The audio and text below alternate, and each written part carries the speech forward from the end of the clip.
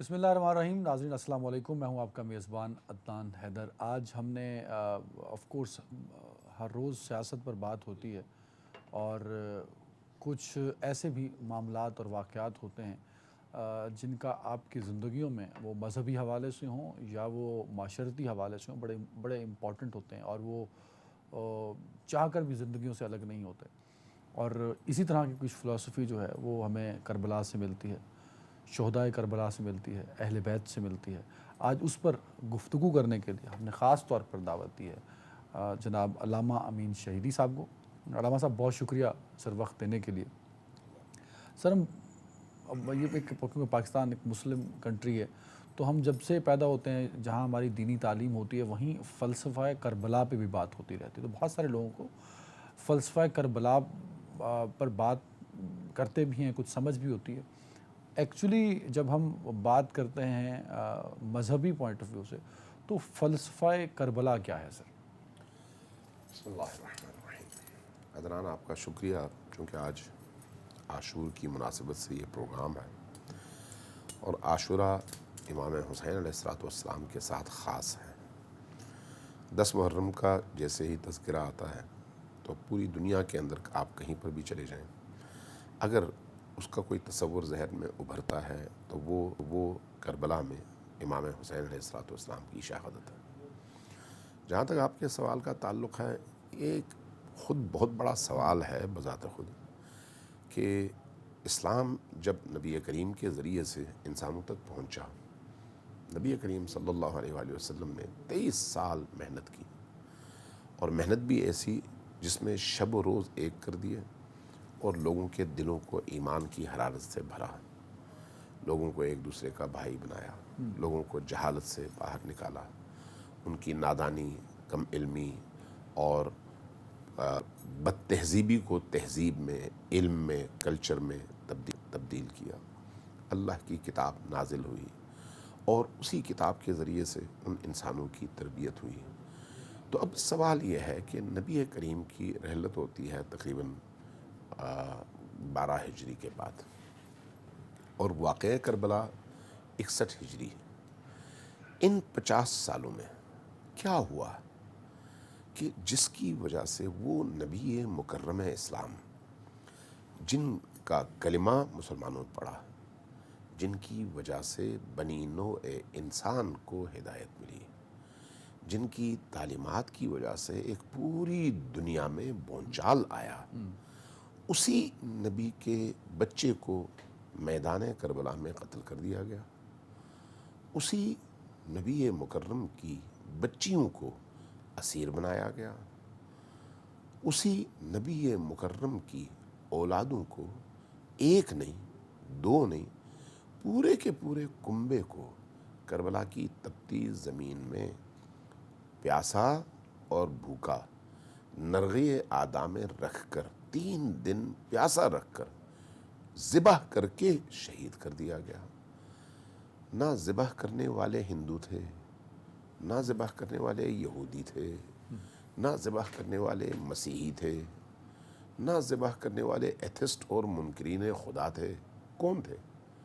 نماز پڑھنے والے مسلمان، حج کرنے والے مسلمان، روزہ رکھنے والے مسلمان، وہ جو اسی حسین ابن علی کے نانا کا کلمہ پڑھتے تھے، جن کی وجہ سے ان کو عزت ملی تھی، جن کی وجہ سے ان کو جہالت سے نکلنا نصیب ہوا تھا، جن کی وجہ سے ان کو عہدہ، ان کو اقتدار اور ان کو عرب کی سرزمین کی بادشاہت ملی تھی.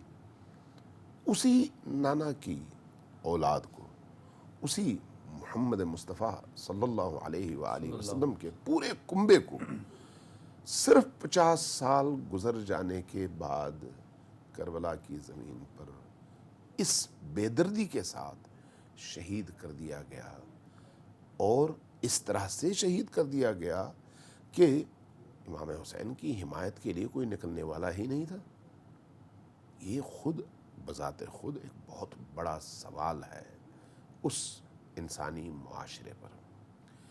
دیکھیے، معاشروں کے اندر تبدیلیاں راتوں رات نہیں آتی. انسانوں کا مزاج راتوں رات نہیں بدلتا. نبی کریم نے جب اپنی بعثت اور نبوت کے اعلان کے بعد انسانوں کی تربیت شروع کی تو نبی مکرم چونکہ تمام انسانوں کے لیے نبی بنا کر بھیجے گئے تھے اور آپ کی زبان مبارک میں وہ تاثیر تھی کہ روحوں تک کو آپ کی گفتگو متاثر کرتی تھی اور آپ کی زبان سے وحی کے علاوہ کچھ نکلتا نہیں تھا. آپ لوگوں کی تہذیب نفس اور تزکیہ کے لیے قرآن اور اللہ کا کلام سناتے تھے. تو اس لیے لوگ ہدایت پاتے تھے، لیکن اسی ہدایت کے اس پورے پروسیس میں بھی آپ کو 23 سال لگے. 23 سالوں میں وہ معاشرہ کنورٹ ہوا جو جہالت کا تھا علم میں، وہ معاشرہ جو اندھیرے میں ڈوبا ہوا تھا معرفت میں کنورٹ ہوا. لیکن اب اسی معرفت کے دائرے میں تربیت پانے والے اسی معاشرے کے لوگوں کو اب وہ کون سی دیمک لگ گئی، وہ کون سی بیماری لگ گئی، وہ کون سی ایسی آفت آئی کہ صرف 50 سال کے عرصے میں نبی کے تمام کنبے کو بلا استثناء اس طرح سے شہید کر دیا گیا. یہ خود اپنا ایک بہت بڑا سوال ہے اور اس کا جواب اگر آپ دینا چاہیں 2 لفظوں میں نہیں ہوتا. ظاہر ہے اس کے لیے ایک بہت طولانی جواب ہے، لیکن جو چیز آپ مختصراً اپنے سامعین کو، اپنے ناظرین کو سمجھا سکتے ہیں وہ یہ ہے کہ 2 لشکر ہیں. ایک طرف ایک مختصر سا لشکر ہے جس کی تعداد تاریخ نے 72 لکھی، اور دوسری طرف ہزاروں کا لشکر ہے. وہ جو ہزاروں کا لشکر ہے اس کی تعداد کے حوالے سے تو مختلف اقوال ہیں، لیکن اس میں تو کوئی شک نہیں ہے کہ وہ ہزاروں کا لشکر ہے اور اسلامی ریاست کا لشکر ہے، یعنی مسلمان ریاست کا، کسی کافر ریاست کا لشکر نہیں ہے. اسی ریاست کا لشکر ہے جس ریاست کے سربراہ کی سیٹ نبی کی سیٹ ہے، جس کو آپ خلافت کہتے ہیں. اس ریاست کا لشکر ہے. اس ریاست کے لشکر نے نبی کے بچوں کو مارا ہے اور تعداد ان کی 72 ہے. یہ جو 72 لوگ لشکر کے مقابلے میں، ریاست کے مقابلے میں کھڑے ہوئے، کیوں کھڑے ہوئے، یہ سوال. اور اس کے بعد دوسرا سوال بڑا اہم، وہ یہ ہے کہ امام حسین علیہ السلام جب کھڑے ہوئے تو کیا ریاست کو نماز کی دعوت دینے کے لیے کھڑے ہو کہ آؤ نماز پڑھو؟ تم نماز نہیں پڑھتے. آؤ روزہ رکھو، تم روزہ نہیں رکھتے. آؤ حج کرو، تم حج نہیں کرتے. نہیں، چونکہ ان میں حاجی بھی تھے، ان میں صحابی بھی تھے، ان میں تابعی بھی تھے، ان میں قاریان قرآن بھی تھے، حافظان قرآن بھی تھے. تو کس چیز کی کمی تھی جس کو امام حسین علیہ السلام نے مخاطب کیا ہے؟ اب اگر خود اس کو ہم سمجھنا چاہیں تو اس کا رستہ خود کلام حسین ابن علی ہے. امام حسین علیہ السلام نے اپنے خطبات میں جب سے وہ مدینہ سے نکلے مکہ گئے اور مکہ سے ایک عرصے کے بعد انہوں نے عراق کا رخ کیا، تو اس عرصے میں آپ نے جو کچھ کہا، جو کچھ فرمایا، جو کچھ لکھا اور جو خطوط لکھے، وہ اس بات کو واضح کرتے ہیں کہ امام حسین علیہ السلام کو کربلا آنے کی ضرورت کیوں پیش آئی. اچھا علامہ صاحب، یہ آپ نے بڑا اچھا، میں بالکل قطع کلامی نہیں کرنا چاہ رہا تھا، بڑا اچھا آپ نے ایک پہلو بتایا ہے امام حسین کے اس سفر کا جہاں جس کے بعد وہ کربلا تک پہنچے. ہمارے ہاں واقعہ کربلا پہ ہم اتنا فوکسڈ ہو جاتے ہیں کہ جو اس سفر میں ان کے خطبات اور خطوط ہیں، امام کیا کہہ رہے تھے اور کیا کہتے رہے اپنی شہادت تک، اس پر ہم فوکس نہیں کرتے. اور یہ ذمہ داری آف کورس مجھ سے زیادہ علماء کرام کی ہے. یہ کیوں اس پر فوکس نہیں ہوتا سر؟ بنیادی طور پر ہم واقعات کو بڑی لے میں، سر میں سنا کر لوگوں کے جذبات کو ابھارنے کی کوشش کرتے ہیں اور بالعموم اس طرح کی چیزوں کے ذریعے سے اپنی تسکین چاہتے ہیں اور لوگ بھی اس سے تسکین حاصل کرتے ہیں. لیکن میدان عمل کا تعلق اس تسکین سے نہیں ہے. نبی کریم لوگوں کو لوریاں سنانے کے لیے تشریف نہیں لائے تھے، ان کو حق کے لیے قیام پر ابھارنے کے لیے تشریف لائے تھے. امام حسین علیہ السلام کے کلام پر جب ہم غور کرتے ہیں تو دیکھیں، امام حسین کو یاد کرنا آسان ہے، محبت کرنا آسان ہے. نبی کریم کو بھی عزت و تکریم سے یاد کرنا مشکل نہیں ہے، کچھ نہیں جاتا، لیکن اگر نبی کریم کی تعلیمات پر عمل کرنا ہونا تو پھر بچے قربان کرنے پڑتے ہیں، پھر مال دینا پڑتا ہے، پھر گھر سے ہاتھ اٹھانا پڑتا ہے، پھر ہجرت کرنی پڑتی ہے، پھر جانیں دینی یہ پڑتی ہیں۔ آسان نہیں ہے، مطلب آسان نہیں ہے، بہت مشکل امام کام ہے۔ حسین کو اس پتا تھا لیے کہ 72 کا قافلہ ہے، ہزاروں کا سامنا ہے، اور پھر اپنے 6 مہینے کے بچے سے 18 سال کے بیٹے تک کی قربانی دینا یہ بڑا مشکل ہے۔ وہ کیا چیز تھی کہ امام ڈٹ گئے اس کے اوپر؟ جی، یہی تو سوال ہے نا کہ اگر ہم نے صرف لوریاں سنانی ہو نا تو وہ تو ہم کر رہے ہیں نا، ابھی بھی تمام علماء کر رہے ہیں، تمام خطبہ کر رہے ہیں، تمام مسالک کے لوگ کر رہے ہیں کہ لوگوں کو سناؤ اور سلاؤ۔ امام حسین علیہ السلام لوریاں سنانے نہیں، زندہ کرنے اور جگانے آئے، اور جگانے کے لیے بعض اوقات دو طرح کی چیزیں ہوتی ہیں۔ اگر سامنے والا بندہ جو ہے وہ سویا ہوا ہو تو اس کو پانی کی چھینٹوں سے آپ اٹھا سکتے ہیں اور نیند سے جگا سکتے ہیں، لیکن اگر معاشرہ سویا ہوا ہو، من حیث معاشرہ، تو اس معاشرے کو نیند سے اٹھانے کے لیے پھر پانی کی چھینٹیں نہیں چاہیے، پھر خون چاہیے۔ امام حسین علیہ السلام اس بات کو بخوبی سمجھتے تھے، لہٰذا اگر ہم امام حسین علیہ السلام کے خطبات اور ان کے کلام کا جائزہ لیں اور ان کو پڑھیں تو ایک بہت بڑا ہدف امام حسین علیہ السلام نے امت کو دیا ہے۔ وہ کیا ہے؟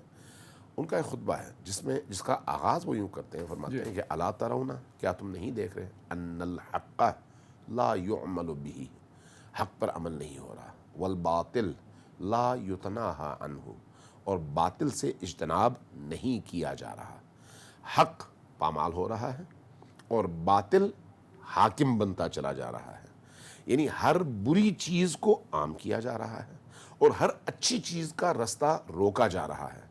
اب انہوں نے نماز کا رستہ نہیں روکا تھا یزید نے یا یزید کے حواریوں نے یا ریاست نے، نماز سے نہیں روکا، حج سے نہیں روکا، زکوٰۃ سے نہیں روکا، کس چیز سے روکا تھا؟ یہ ہے سوال۔ اگر کربلا کے میدان میں بھی ان واقعات کو دیکھیں آپ تو یزیدی لشکر تو یہ اعلان کر رہا تھا کہ حسین کو جلدی قتل کرو، نماز کا وقت گزر رہا ہے، نماز پڑھنی ہے۔ تو اس کا مطلب یہ ہے کہ صرف نماز پڑھنا مسلمانی کی دلیل نہیں ہے، صرف نماز پڑھنے سے انسان مؤمن اور مسلم نہیں بنتا۔ نماز ایک رستہ ہے اس اصل ہدف تک پہنچنے کے لیے، اور اصل ہدف کیا ہے؟ انسان کے اندر ایمان پیدا ہو اور اس کے نتیجے میں وہ ہر غلط کام سے خود کو بھی روکے اور دوسروں کو بھی روکے، اور ہر اچھے کام پر خود بھی عمل پیرا ہو اور دوسروں کو بھی عمل پیرا ہونے کی تلقین کرے۔ نبی کریم کے معاشرے میں عدل اور انصاف تھا، یزیدی معاشرے میں عدل اور انصاف ہی کا خون ہوا۔ ہمارے یہاں تو یہ بڑا چیز کو جوڑ دیا جاتا ہے کیونکہ شہادت امام حسین نماز کے دوران ہوئی، تو ہم تو سارا فوکس جو اٹھا کے کر دیتے ہیں کہ امام کی ساری قربانی جو ہے وہ صرف اور صرف دینی اعمال کی سربلندی کے لیے، نماز کی ادائیگی کے لیے۔ دیکھیے، قرآن کریم نے نماز کی توصیف بیان کی ہے، فرمایا ہے قرآن نے، یہ حدیث نہیں ہے، قرآن ہے، ان الصلاۃ تنہا عن الفحشاء والمنکر، نماز برائیوں سے، منکرات سے، بے حیائی سے، ظلم سے، ہر بری چیز سے روکتی ہے، یہ قرآن کا حکم ہے۔ تو اس کا مطلب کیا ہے؟ اس کا مطلب یہ ہے کہ جو شخص نماز پڑھتا ہے اور ان چیزوں کا ارتکاب بھی کرتا ہے تو کیا وہ اس کی نماز ہے؟ یہ آیت کہتی ہے نہیں، وہ نماز نہیں ہے۔ نماز وہی ہے جو روک سکے، جو روک نہ سکے وہ نماز نہیں ہے۔ امام حسین علیہ السلام نے نماز بھی پڑھی اور بتایا کہ نماز یہ ہوتی ہے، اور یہ بھی بتایا کہ سامنے والے لشکر نے جو نماز پڑھی ہے یا نماز پڑھتے ہیں وہ، یا وہ حج کرتے ہیں یا باقی اعمال کرتے ہیں، ان کی حیثیت زیرو ہے، اس کی کوئی قیمت نہیں ہے۔ کیوں؟ اس لیے اس کی وہ عبادتیں ان کو اللہ کی طرف لانے کی بجائے شیطان کی طرف لے کر جا رہی ہیں۔ یزید کے دور حکومت میں یا اس اموی دور حکومت میں نوبت یہاں تک پہنچی تھی کہ مسجد کے محراب میں، یہ مولانا مودودی نے لکھا ہے، البدایہ والنہایہ میں ابن اسیر نے لکھا ہے، بہت سارے مورخین نے لکھا ہے کہ مسجد کے محراب میں یہ جو گورنر حضرات ہیں، چونکہ اس زمانے میں جو گورنر ہوتا تھا وہی جماعت کراتا تھا، وہی نماز پڑھاتا تھا، وہی خطبہ دیا کرتا تھا، تو گورنر مسجد کے محراب میں کھڑا ہے، لوگوں کو فجر کی 2 رکعت کی جگہ 4 رکعت نماز پڑھاتا ہے، 4 رکعت نماز کے سلام پھیرنے کے بعد الٹیاں کرتا ہے، اور اس کی الٹی کی شکل میں رات بھر اس کا پیا ہوا شراب اس کے معدے سے محراب مسجد میں الٹ جاتا ہے۔ جب آپ اس طرح سے نجاست اور پاکیت کو مکس کریں گے تو اس کے بعد دین کہاں باقی رہتا ہے؟ وہ شخص پلٹ کر اپنے پیچھے، مسجد کوفہ کا واقعہ ہے، یہ کہیں اور کا نہیں ہے، مسجد کوفہ کے محراب میں یہ ہوا، پیچھے پلٹ کر دیکھتا ہے اور کہتا ہے کہ لوگوں اور چاہتے ہو میں تمہیں نماز پڑھاؤں؟ وہ نماز جس سے حق اور باطل کے درمیان آپ تمیز نہ کر سکیں، وہ نماز جس کے نتیجے میں آپ حق کا بول بالا نہ کر سکیں اور باطل کو روک نہ سکیں، وہ کیسی نماز ہے؟ شراب پی کر اس کے نشے میں جو آپ نماز پڑھیں گے وہ نماز ہے نہیں، وہ ابلیسیت ہے۔ بالکل صحیح، ایک بریک ہے، اور امام حسین علیہ السلام کی اور ان کی جو نماز ہے وہ واضح طور پر ہمیں بتاتی ہے کہ فرق کیا ہے ایک حق اور باطل کی نماز میں۔ اور آج جو علامہ صاحب نے خطبات کا تذکرہ کیا ہے، کہ میرا فوکس تو پھر کربلا پر تھا، لیکن ہم امام حسین کے خطبات سے بھی کچھ علامہ صاحب سے باتیں پوچھیں گے، اور بی بی زینب کا جو خطبہ ہے اس پر بھی آئیں گے بریک کے بعد۔ Welcome back. علامہ صاحب، نوحہ خوانی اور مرثیوں پر بہت محرم کے ایام میں فوکس ہوتا ہے، اور اس کے علاوہ بھی جب ہم کربلا کا ذکر کرتے ہیں، امام حسین کا ذکر کرتے ہیں، اہل بیت کا ذکر کرتے ہیں، تو ہمارے معاشرے میں ہم اس سب کو جوڑ دیتے ہیں نوحہ خوانی سے اور مرثیے سے۔ کیا باقی اسلامی ممالک میں بھی ایسا ہوتا ہے؟ اور اگر پاکستان میں ہی ہوتا ہے تو اس کی وجہ کیا ہے؟ کیونکہ آپ تو عملی بات کرتے ہیں، اگر شہادت امام حسین اور کربلا آپ کو عمل کا درس دیتی ہے، تو پھر عمل میں ہم مرثیے اور نوحہ خوانی سے تو اگلی بات آپ کر رہے ہیں۔ بات آپ کی بجا ہے۔ دیکھیے، ہر کام میں کچھ اس کے آداب ہوتے ہیں، کچھ اس کے اصول ہوتے ہیں۔ آپ جب عید مناتے ہیں نا، تو عید کے لیے آپ جا کر پہلے اپنے بال کٹواتے ہیں، داڑھی بنواتے ہیں اچھی طرح سے، اور اس کے بعد آتے ہیں، نہاتے ہیں، پھر اچھے کپڑے پہنتے ہیں، پھر عید کی نماز میں شریک ہوتے ہیں۔ اس کا ادب ہے، یہ اس کا ایک طریقہ کار ہے۔ عزا اور غم کا طریقہ یہ ہے کہ آپ کا جسم بھی، آپ کی روح بھی، آپ کا رہن سہن بھی، آپ کا اٹھنا بیٹھنا بھی، اور آپ کا بیہیویئر بھی بتائے کہ آپ مغموم ہیں، عزادار ہیں، ماتم دار ہیں، اور آپ کے گھر میں کوئی ایسی مصیبت آئی ہوئی ہے جس کی وجہ سے آپ نے یہ حلیہ اپنایا ہوا ہے۔ لہٰذا سیاہ پوشی اس غم کی علامت ہے، مرثیہ اس غم کی صورتحال کو دلوں میں زندہ کرنے کا ذریعہ ہے۔ مجالس امام حسین علیہ السلام کی حقانیت کے بیان اور یزید ابن معاویہ کی باطل افکار اور اس کے اعمال سے پردہ اٹھانے کا ذریعہ ہے، اور یہ سارا کچھ مل کر اس چیز کا باعث بننا چاہیے کہ انسان خود ظلم سے باہر نکل آئے اور خود ظلم نہ کرے۔ اس چیز کا باعث بننا چاہیے کہ وہ شخص پھر میدان عمل میں جب کھڑا ہوتا ہے تو ظلم کے مقابلے میں کھڑا ہو سکے۔ یہ ہے اس کے عملی نتائج۔ لیکن ان عملی نتائج کو سامنے رکھتے ہوئے ان مقدمات کا آپ انکار نہیں کرتے، آپ کہتے ہیں ہاں وہ ہونا چاہیے، اس لیے کہ وہ ذریعہ ہے اور یہ ہدف ہے، اس ہدف تک آپ کو پہنچنا چاہیے۔ امام حسین علیہ السلام نے قربانی دی۔ امام حسین سے محبت جو ہے وہ جنت کا رستہ ہے، جنت کی چابی ہے۔ نبی کریم سے محبت جنت کی چابی ہے، اس میں کوئی شک تو نہیں ہے۔ اگر نبی کریم سے محبت جنت کی چابی ہے تو کیا محبت کافی ہے، یا اس محبت کے نتیجے میں کوئی اور ہدف ہے جس تک پہنچنا چاہیے؟ اس محبت کے نتیجے میں اگر انسان نبی کریم کے افعال، آپ کے کردار، آپ کی سیرت اور آپ کے اسوہ کو اپنی عملی زندگی میں اپنا سکے تو یہ محبت اس کی جنت کی کنجی ہے۔ تو صرف لیکن اگر ایسا نہ ہو، نہیں تو صرف غم حسین اور مرثیہ خوانی نہیں، آپ کو عمل بھی اپنا اتنا ہی مضبوط کرنا پڑے گا جو خطبات امام حسین میں ہے۔ سر بالکل ایسا ہے۔ دیکھیں، امام حسین کے غم ہی نے ایک بہت بڑی تبدیلی اسلامی معاشرے کے اندر پیدا کیا ہے۔ اسی غم کے نتیجے میں جن لوگوں کے اندر عشق حسین جاگا ہے، انہوں نے ہر دور میں استبداد کے خلاف، جبر کے خلاف قیام کیا ہے۔ اسی غم کے نتیجے میں دنیا میں بڑے بڑے انقلابات میں جو اسلامی دنیا میں آئے، ان اسلامی دنیا کے انقلابات میں امام حسین علیہ السلام کے 2 پہلوؤں نے بنیادی کردار ادا کیا ہے۔ ایک ان کا غم، ان کا علم، ان کا درد جس نے اندر سے ایک تڑپ پیدا کی، اور دوسرا ان کا نعرہ، ان کا ہدف، ان کا شعار، ان کا وہ پیغام جو ان کے خطبوں کی صورت میں ہے، جو ان کے کلام کی صورت میں ہے. ان دو چیزوں نے مل کر امت اسلامی کے اندر ایک نئی روح اور نئی جان ڈالی ہے، اور ہمیشہ یہ ہوتا رہا ہے. امام حسین علیہ السلام نے ایک ایسا پلیٹ فارم مہیا کر دیا ہے اپنے کردار کے ذریعے سے کہ اب دوست ہو یا دشمن، سر جب حق اور باطل کی معرکہ آرائی ہو تو اس کے پاس حسین کے در پر جھکنے کے علاوہ کوئی اور رستہ باقی نہیں بچتا، چاہے وہ دشمن ہو یا دوست ہو. بالکل صحیح ہے، لیکن اس کے لیے پھر حسین جیسا جذبہ چاہیے. اگر باطل کے سامنے کھڑا ہونا ہے، مطلب یہ علامہ صاحب کیا آپ کو آسان لگتا ہے کہ 6 مہینے کا، میں اپنے بیٹے کے بارے میں سوچوں تو میں اس قابل نہیں ہوں کہ میں حسین کی سنت پہ عمل کر سکوں، کہ میں اپنا بیٹا قربان کر سکوں. تو اتنا حوصلہ کہاں سے آئے گا؟ آپ ذرا مطلب میں بڑی معذرت کے ساتھ آپ جناب علی اصغر کے بارے میں ذرا سوچیے، جب امام نے ان کو اٹھایا ہوگا شہادت کے بعد تو وہ کیا لمحہ ہوگا سر. تو اس کے لیے تو مطلب مجھے نہیں لگتا کہ عام انسان میں اتنا حوصلہ ہوگا. اس میں کوئی شک نہیں، اس میں کوئی شک نہیں. لیکن یہ بات بھی یاد رکھیے کہ امام حسین علیہ السلام عام انسان نہیں تھے. امام حسین حضرت ابراہیم کے بیٹے تھے. امام حسین نبی کریم کے نواسے تھے. اس لیے نبی کریم نے فرمایا تھا کہ حسین منی و انا من حسین. امام حسین حیدر کرار شیر خدا کے بیٹے تھے.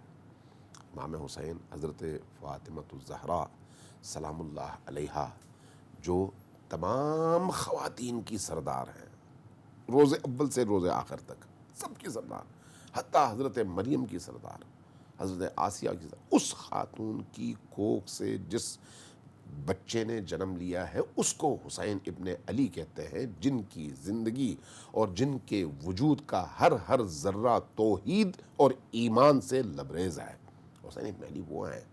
لہٰذا حسین ابن علی جب اللہ کی حجت، اللہ کی دلیل، اللہ کے ولی اور کائنات کے امام کی حیثیت سے جب میدان میں اترتے ہیں تو وہ اللہ کے دین کے دفاع کے لیے اس مقام پر کھڑے ہوتے ہیں جس مقام کو ہم مقام ابراہیم کہتے ہیں، مقام اسماعیل کہتے ہیں، مقام محمد الرسول اللہ کہتے ہیں.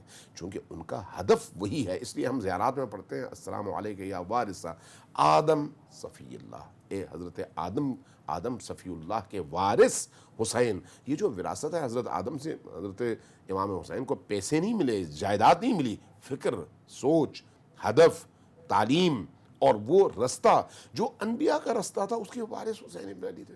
لہٰذا تمام انبیاء کی جو قربانیاں ہیں وہ آپ کو کربلا کی سرزمین میں، کربلا کے میدان میں یکجا حسین کے کردار میں جلوگر نظر آتی ہیں. حضرت ابراہیم علیہ السلام نے خواب میں اسماعیل کو قربان کرتے ہوئے دیکھا، بیٹے سے پوچھا، بیٹے نے جب جواب دیا تو روایات یہ بتاتی ہیں کہ حضرت ابراہیم جب چھرا لے کر اٹھے خدا کے حکم سے تو آنکھوں پر آپ نے کپڑا رکھا تاکہ دیکھے نہیں، اور جب اسی بچے کی گردن پر حضرت ابراہیم نے چھرا رکھا تو چھرے کی دھار سے اس بچے کی گردن پر ہلکا سا نشان پڑ گیا، لیکن اس کی جگہ جب بھیڑ آیا، قربانی ہو گئی، یہ بچہ واپس گھر آیا، ماں نے اس بچے کے گردن پر وہ علامت دیکھی. روایات بتاتی ہیں کہ ماں تڑپ تڑپ کر روئی کہ مرنے کے قریب آ گئی. لیکن یہ امام حسین اور امام حسین کے گھر والے ہیں جو اس مقام پر صبر اور رضا کا ایسا مظہر بنتے ہیں کہ حضرت زینب سلام اللہ علیہا ہاتھ اٹھا کر ان تمام شہداء کے درمیان بنت علی، علی کی بیٹی، فاطمہ الزہرا کی بیٹی، نبی کریم کی نواسی اور بیٹی، جب کھڑی ہوتی ہیں، ہاتھ اٹھاتی ہیں تو فرماتی ہیں اللہم تقبل منا ھذا القربان، خدایا ہماری اس قربانی کو اپنی بارگاہ میں قبول فرما. آپ سوچ سکتے ہیں کہ کتنا بڑا حوصلہ چاہیے، کتنی بڑی ہمت چاہیے. وہ خاتون ہے، میں امام حسین کی بات نہیں کر رہا، ماں ہے، بہن ہے، خاتون ہے، لیکن اس خاتون کا حوصلہ بتاتا ہے کہ اس کے اندر خدا موجود ہے، وہ خدا کا کلام پیش کر رہی ہے، وہ خدا کی صفات کا مظہر بن کر بتا رہی ہے کہ میں اللہ کی نمائندہ ہوں زمین کے اوپر۔ لہٰذا امام حسین علیہ السلام جب یہ کام کرتے ہیں تو اللہ کے ایک ولی، حجت اور کائنات کے امام کی حیثیت سے اپنی وہ ذمہ داری نبھاتے ہیں۔ اس لیے روایات میں، احادیث میں یہ چیز بڑی واضح طور پر نظر آتی ہے اہل البیت علیہم السلام نے جو احادیث ہم تک پہنچائی ہیں، کہ جیسے جیسے شہادتوں کے دفتر کھلتے چلے گئے اور شہادتوں کی تعداد بڑھتی چلی گئی، لوگ دیکھتے تھے کہ امام حسین علیہ السلام کے چہرے کی رونق میں اضافہ ہو رہا تھا، ان کے چہرے کی سرخی میں اضافہ ہو رہا تھا، ان کی نورانیت میں اضافہ ہو رہا تھا، چہرے کی روشنی میں اضافہ ہو رہا تھا، ان کے وجود کے اطمینان میں اضافہ ہو رہا تھا۔ یہ کیا چیز ہے؟ یہ اللہ کی وہ حجت اور وہ دلیل ہے جو اللہ کے اس مقام خلافت کے مسند پر کھڑے ہو کر اللہ کے دین کے دفاع کے لیے یوں اپنی پوری ہستی قربان بھی کرتی ہے، اور اس کے بعد پھر اللہ کی بارگاہ میں شکر بھی عطا کرتی ہے۔ ایک وقفہ لیتے ہیں اور اس کے بعد حسین کی آخری نماز اور بی بی زینب سلام اللہ علیہ کا خطبہ یزید کے دربار میں، بریک کے بعد۔ علامہ صاحب، جو امام حسین نے کربلا میں اپنی آخری نماز ادا کی، جس کے دوران ان کا سر مبارک نیزے پر تھا، اس کربلا کی تپتی ریت اور سخت ترین گرمی کے اندر، لیکن خیموں میں جو بیویاں تھیں ان کے جذبے بڑے بلند تھے، اور مجھے بعض اوقات کہتے ہوئے مجھے خوف بھی محسوس ہوتا ہے، بٹ میں بڑا اس بات کو بڑے تحمل سے ہمیشہ محسوس بھی کرتا ہوں کہ شاید بی بی زینب کا جو جذبہ تھا امام حسین کی شہادت کے بعد، وہ اسی طرح بلند اور مضبوط تھا، اور وہ اسی طرح قائم تھا جس طرح وہ امام حسین کے ساتھ پہلے دن سے آخری وقت تک تھی۔ امام حسین علیہ السلام اس پورے سفر میں انہوں نے ایک بات بڑی وضاحت کے ساتھ فرمائی ہے کہ انی لم اخرج اشرا ولا بطرا ولا مفسدا ولا ظالما بل خرجت لطلب الاصلاح فی امت جدی و اسیر بسیرت ابی و ابی علی ابن ابی طالب و جدی۔ میں اگر نکلا ہوں گھر سے تو اس لیے نہیں نکلا کہ زمین پر فساد برپا ہو، اس لیے نہیں نکلا کہ میں ظلم کروں، اس لیے نہیں نکلا کہ معاشرے کے امن کو تباہ کروں، میں اس لیے نکلا ہوں کہ میرے نانا کی امت غلط رستے پر چلی ہے، میں اس امت کو دوبارہ درست رستے پر گامزن دیکھنا چاہتا ہوں، لطلب الاصلاح فی امت جدی۔ تو اس کے لیے اب کیا کریں گے مولا حسین؟ فرماتے ہیں کہ میں کیا کروں گا، سن لو، اسیر بسیرت ابی و جدی، میں اپنے جد محمد رسول اللہ اور اپنے والد علی مرتضیٰ کی سیرت کو زندہ کروں گا۔ ان کی سیرت میں عبودیت ہے، ان کی سیرت میں استقامت ہے، ان کی سیرت میں قربانی اور ایثار ہے، لہٰذا کربلا کا یہ سفر آپ کو ان تمام اقدار اور ویلیوز کے حوالے سے اپنے معراج پر نظر آتا ہے۔ اس لیے امام حسین علیہ السلام کو جب کسی نے کہا آ کر، ایک صحابی نے، کہ یہ ابن رسول اللہ نماز کا وقت ہوا ہے، تو آپ نے آسمان کی طرف نگاہ اٹھائی، سورج کو دیکھا، اور اس کے بعد فرمایا کہ میری دعا ہے کہ اللہ تمہیں نمازیوں کے ساتھ محشور فرمائے، دعا دی اس کو۔ اور اس کے بعد نماز کے لیے جب کھڑے ہوئے تو وہ جو عصر کی نماز ہے وہ باجماعت ہوئی ہے کربلا میں، اور اس باجماعت نماز میں بھی مولا نے ان لشکر اعداء سے نماز کی ادائیگی کا وقت مانگا ہے، لیکن اس کے باوجود ہوا کیا؟ امام حسین علیہ السلام نماز کے لیے کھڑے ہوئے، آپ کے سامنے دو صحابہ کھڑے ہوئے کہ جو اپنی جانوں پر تیروں کو برداشت کر لیں، قبول کر لیں، لیکن امام حسین کو تیر کا شکار نہ ہونے دیں، اور ادھر امام حسین علیہ السلام نے سلام پھیرا، ادھر وہ دونوں صحابی تیروں کی وجہ سے گرے اور جام شہادت نوش کر گئے۔ ان کو حالت نماز میں حسین ابن علی پر یہ جو تیر برسانے والے ہیں وہ کون سے ہیں؟ وہ بھی تو نمازی تھے، وہ بھی کلمہ پڑھنے والے تھے۔ اب آگے دیکھیں کہ جب تمام اصحاب شہید ہو گئے نا، یہ آپ کی آخری نماز ہے، یہ جو ہے عصر کی وہ آخری نماز ہے. مغرب سے پہلے پہلے امام حسین علیہ السلام شہید ہوئے ہیں, لیکن وہ جو مغرب سے پہلے شہید ہوئے ہیں جب زخموں سے چور ہو کر زمین پر گرے ہیں تو اس وقت آپ نے اپنی پیشانی رکھی ہے سجدے میں, نماز نہیں تھی, اپنی پیشانی رکھی ہے سجدے میں, سجدے میں پیشانی رکھ کر اپنے رب سے یوں ہم کلام ہوئے ہیں, رضن برضاک تسلیماً لامرک, میں تیری رضا پر راضی ہوں اور تیرے امر اور حکم کے سامنے سراپا تسلیم ہوں, تیرے سوا میرا کوئی مددگار نہیں ہے, اس لیے میری تمام تر توجہات کا مرکز تیری ذات ہے.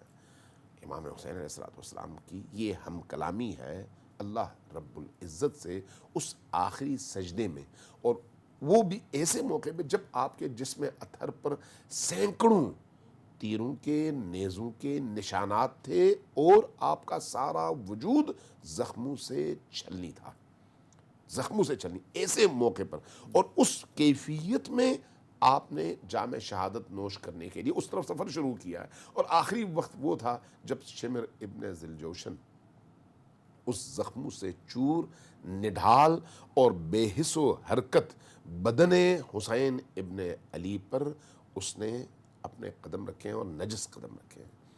اس وقت امام حسین علیہ السلام کا ایک جملہ ہے, اے شمر تمہیں معلوم ہے تم نے کیا کیا ہے, تم نے ایک بہت بلند جگہ پر قدم رکھا ہے. یہ بلند جگہ کیا ہے؟ حسین کا سینہ. کیوں بلند ہے؟ فرمایا کہ اس سینے پر نبی کریم بوسے دیا کرتے تھے, تم نے وہاں پر قدم رکھا ہے. اس کیفیت میں امام حسین علیہ السلام نے جام شہادت نوش کیا ہے.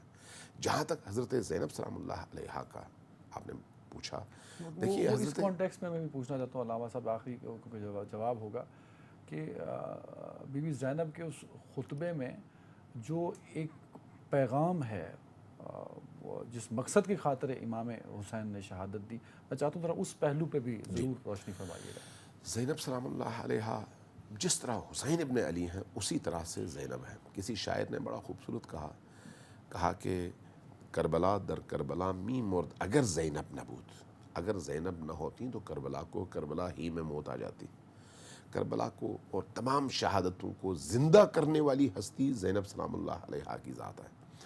امام حسین علیہ السلام کے بعد, شہادت کے بعد, جو سب سے عظیم ذمہ داری تھی اس قافلے کی حفاظت, راہبری, سرداری, اور اس کے ساتھ ساتھ شہداء کے اس پاکیزہ خون کے پیغام کو بنی نوع انسان تک پہنچانا, یہ حضرت زینب کا کردار ہے. اس لیے آپ دیکھتے ہیں کہ کربلا سے لے کر کوفہ تک اور کوفہ سے لے کر دمشق تک کے اس سفر میں دشمنوں نے سب کچھ کر لیا. جب اس قافلے کو, لٹے پٹے قافلے کو دمشق میں دربار یزید میں پہنچایا گیا تو یزید ابن معاویہ نے حضرت زینب سلام اللہ علیہا سے خطاب کیا اور عجیب گفتگو کی. اس نے کہا کہ اس اللہ کا شکر ہے جس نے تم لوگوں کو ذلیل و خوار کیا.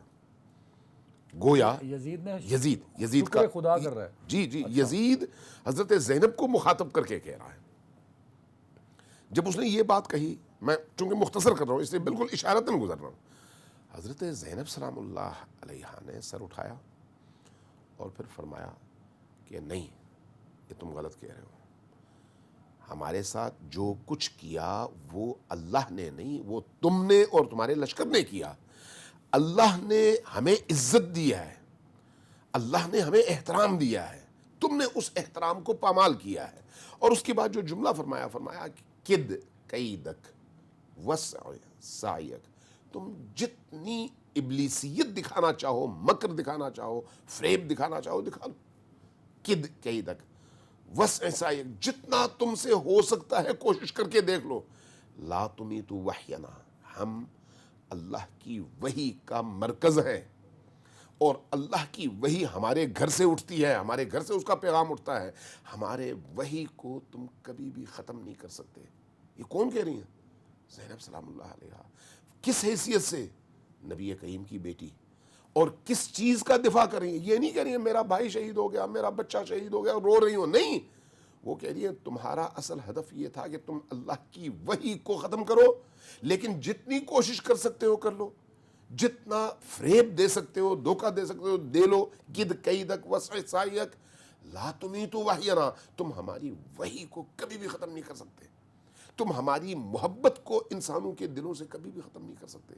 یہ کہا، اور اس کے بعد آپ دیکھیں اس خطبے کے بعد یزید اپنے اس لشکر کے سالار سے پوچھتا ہے کہ بھئی تم لوگ کربلا سے یہاں تک ان کو لے آئے، اس خاتون میں اتنی جرأت، تم لوگوں نے کیا کیا اور کیا دیکھا؟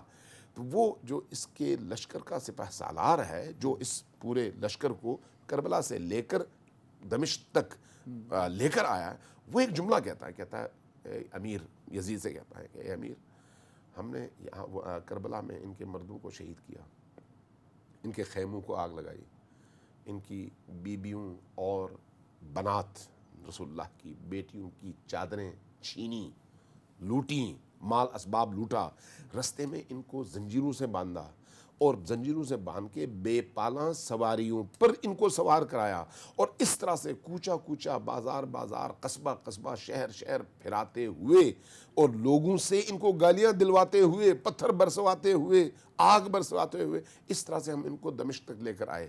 لیکن ایک چیز بڑی عجیب ہے کہ اس پورے سفر میں اس خاتون اور ان کے بھائیوں اور ان کے بچوں اور بیویوں نے جو رستہ اپنایا اور جو ہمارے ساتھ سلوک کیا، لگتا ایسا تھا کہ ہم مفتوح ہیں اور یہ غالب اور فاتح ہیں.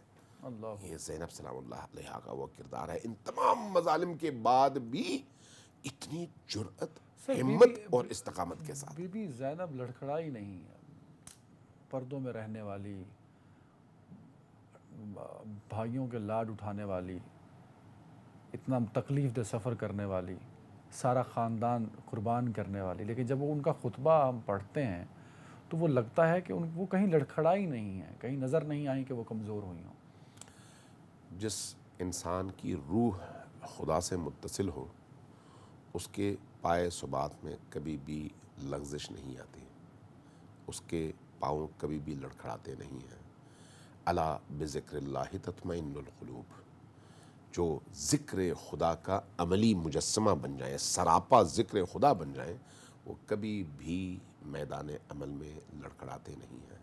اہل البیت وہ ہستیاں ہیں جو سراپا قرآن بھی ہیں اور ذکر خدا بھی ہیں. خدا بالکل ٹھیک ہے. علامہ صاحب آخری میں پوچھنا چاہوں گا، انجام یزید کس طرح موت آئی اسے؟ دیکھیے اس حوالے سے تو بہت ساری روایات ہیں کہ کربلا کے واقعے کے فوراً بعد ہوئی 3 سال اس نے ٹوٹل حکومت کیا ہے، اور اس 3 سال کے عرصے میں اس نے 3 بڑے بڑے مظالم اور بڑے بڑے جرائم انجام دیے ہیں.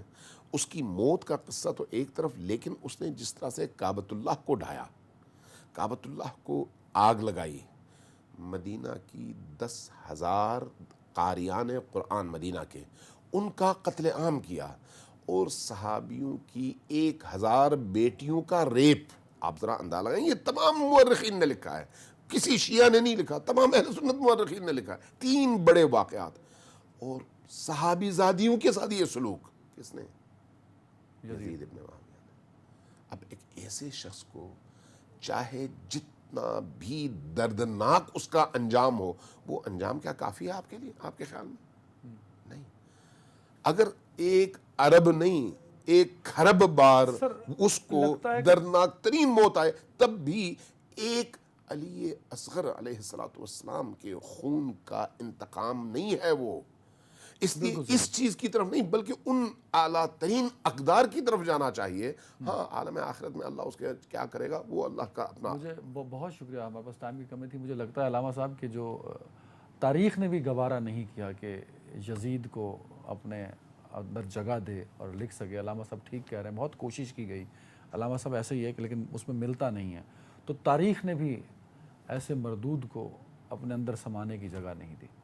علامہ صاحب بہت شکریہ، اور اس امید کے ساتھ اور اس دعا کے ساتھ کہ جو امام حسین کی شہادت ہے، جس چیز کا درس دیتی ہے حق اور باطل میں تفریق کر کے کھڑے ہونے کا، ہم اس پر ضرور عمل پیرا ہیں. اور آج بڑی اچھی بات علامہ صاحب نے کی، میرا بھی یہ پہلو بڑا کمزور ہے کہ ہمارا فوکس جو ہے وہ کربلا پر ہوتا ہے، اور جو خطبات ہیں امام حسین کے اور امام حسین کے، جو سارے سفر کے دوران انہوں نے خطوط بھی لکھے اور جو انہوں نے اپنے اصحاب سے دوران سفر گفتگو کی، ہمیں اس پر بھی عمل پیرا ہونا چاہیے، اور اس کو بھی ہمیں اپنی مجالس کا اور اپنی محفلوں کا اور اپنے درس کا اور کتب کا حصہ بنانا چاہیے۔ اپنا خیال رکھیے گا ناظرین۔ پاکستان ہمیشہ سربلند رہے۔ اللہ حافظ۔